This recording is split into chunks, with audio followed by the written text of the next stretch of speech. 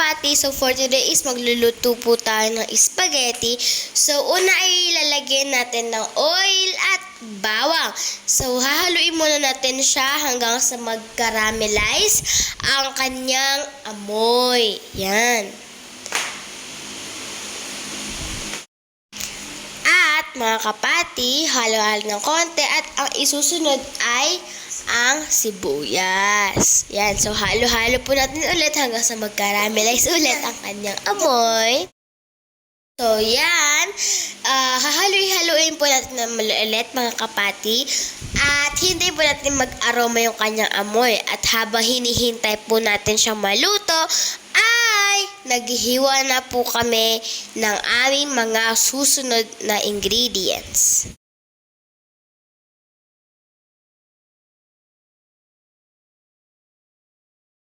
Ang sunod naman po natin ilalagay ay ang ating hotdog. All-time favorite ng mga bata kapag kumakain ng spaghetti, lalo na kapag Jollibee. Sarap, sarap! Favorite niyo din po ba mga kapati ang Jollibee spaghetti? Kasi po favorite po namin ng kapatid ko, lalo na yung combo na chicken and spaghetti. Oh!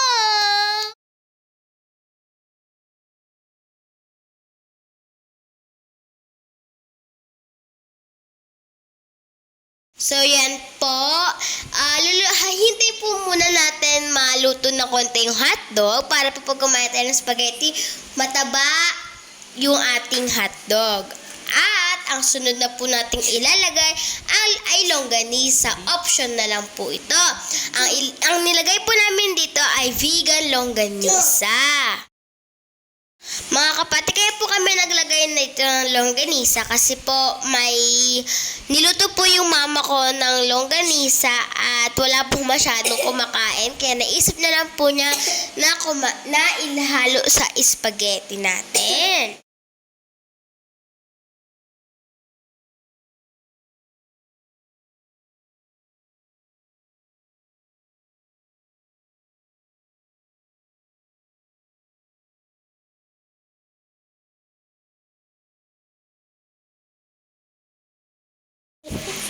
So mga kapati, hintayin po nating maluto at ilalagay na natin ang ating sauce. So nilalagay na po natin ang ating sauce. Del Monte Spaghetti sa Sweet Style Del Monte. Baka naman, pa-sponsor tong video na to. So ayan po, pipigayin po natin na mabuti at tumalsik pa po. Hindi po ba kayo maglagay ng sauce? Medyo sobrang pigang-piga para makukuha nyo lahat ng sauce para sobrang linis ng container nyo. Ngayon ay ihahalo na po natin ang hotdog, sibuyas, bawang at sauce.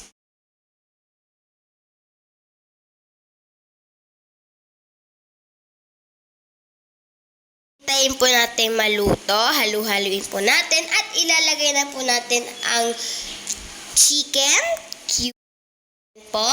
Halu-haluin po natin bago natin ilalagay ang paminta at chicken cubes. Ngayon po ay ihahalo natin siya ulit para masarap na masarap. So, i-sprinkle po yung mama ko na sugar mga kapati para manamis-namis na konti. Parang Jollibee talaga, no?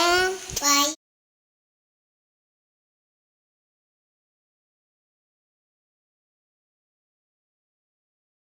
So, kung makikita yung mga kapati, sa kabilang stove ay nagluluto na po kami ng pasta, nagbo-boil na po kami, at ihahalo na po natin ulit yung sauce hanggang sa mag-aroma at mag-caramelize ang kanyang amoy. Na po natin ang ating pasta. So mga kapati, option na lang po kung gusto nyo ilagay yung pasta sa sauce habang niluluto or i-serve na lang po sa plate. Yung mga kakain na lang po maglalagay ng sauce sa kanilang pasta. Nilagay na po namin yung pasta. Konting halo na lang po at tayo ay ready ng kumain.